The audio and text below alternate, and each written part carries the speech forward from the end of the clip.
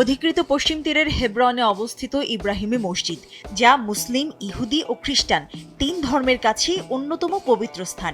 1400 বছরের বেশি সময় ধরে এটি ফিলিস্তিনিদের তত্ত্বাবধানে মসজিদ হিসেবে ব্যবহৃত হয়ে আসছে।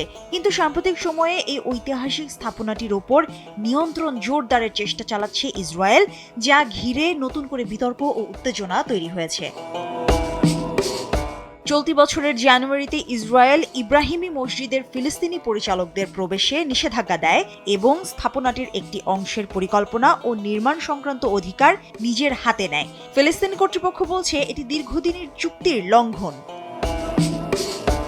এই পদক্ষেপ এসেছে এমন এক সময়ে যখন 2023 সালের অক্টোবর থেকে অধিকৃত পূর্ব জেরুজালেমের আল আকসা মসজিদ, নাবলুসের জোসেফস টুম্ব সহ বিভিন্ন ফিলিস্তিনি ধর্মীয় স্থাপনায় বসতি স্থাপনাকারীদের হামলা ও প্রবেশ নিয়ন্ত্রণ বেড়ে গেছে। ইব্রাহিমী মসজিদ একটি মধ্যযুগীয় স্থাপনা, যার নিচে রয়েছে 2000 বছরের বেশি পুরনো সমাধি। বিশ্বাস করা হয় এখানেই শায়িত আছে নবী ইব্রাহিম আলাইহিসসালাম এবং তার পরিবার, যা তিন ধর্মের অনুসারীদের কাছেই পবিত্র। 1967 সালে ইসরায়েল পশ্চিম তীর দখল করার পর থেকে এই এলাকাকে আন্তর্জাতিক আইন লঙ্ঘনের অভিযোগের মুখে পড়তে হয়েছে। 2017 সালে ইউনেস্কো হেব্রনের পুরনো শহর এবং ইব্রাহিমী মসজিদকে ফিলিস্তিন রাষ্ট্রের অন্তর্গত বিপন্ন বিশ্ব ঐতিহ্য হিসেবে ঘোষণা করে, যা ইসরায়েল ও যুক্তরাষ্ট্র প্রত্যাখ্যান করেছে।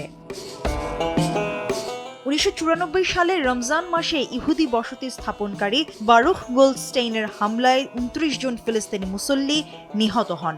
এরপর মসজিদটিকে আনুষ্ঠানিকভাবে ভাগ করে দেয়া হয়, 2/3 ইহুদিদের জন্য, 1/3 মুসলমানদের জন্য। এখনও আল শুহাদা স্ট্রিট সহ আশেপাশের এলাকা ফিলিস্তিনিদের জন্য কার্যত নিষিদ্ধ। গাজায় যুদ্ধ শুরুর পর থেকে ইব্রাহিমী মসজিদে আজান নিষিদ্ধ করা, নির্দিষ্ট সময়ে নামাজ পড়তে বাধ্য করা এবং বসতি স্থাপনকারীদের অনুপ্রবেশের ঘটনা বেড়েছে।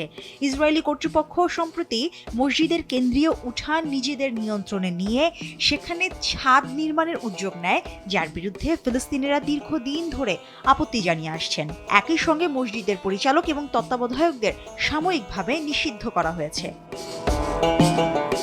ফিলিস্তিন কর্তৃপক্ষ বলছে এটি পশ্চিম তীরে ইসরায়েলের ইহুদিকরণ প্রকল্পের অংশ এবং আন্তর্জাতিক আইন ও ঐতিহাসিক বাস্তবতার সরাসরি লঙ্ঘন। হামাসও অভিযোগ করেছে এই পদক্ষেপ হেব্রনের আরব এবং ইসলামী পরিচয় মুছে দেওয়ার প্রচেষ্টা। অন্যদিকে ইসরায়েলি সিভিল অ্যাডমিনিস্ট্রেশন বলছে এতে স্ট্যাটাস কো নষ্ট হচ্ছে না। বসতি স্থাপনকারীদের প্রতিনিধিরা একে ইহুদি ঐতিহ্য পুনঃপ্রতিষ্ঠার পদক্ষেপ হিসেবে দেখছেন। কাতার, তুরস্ক এবং সংযুক্ত আরব আমিরাত এই সিদ্ধান্তের তীব্র নিন্দা জানিয়েছে। হেব্রনের পক্ষে ফিলিস্তিনি আইনজীবীরা ইসরায়েলের সুপ্রিম কোর্টে আবেদন করেছেন। তাদের দাবি, এই সিদ্ধান্তগুলো আইনগত কর্তৃত্ব ছাড়াই নেওয়া হয়েছে এবং এটি একটি পরিকল্পিত ও অবৈধ প্রক্রিয়া। ইব্রাহিমী মসজিদ তাই এখন শুধু একটি ধর্মীয় স্থাপনা নয়, বরং দখল, ইতিহাস, আইন ও রাজনীতির টানাপোড়েনের প্রতীক হয়ে উঠেছে। মুশরিফা নুজাত, দেশ টিভি।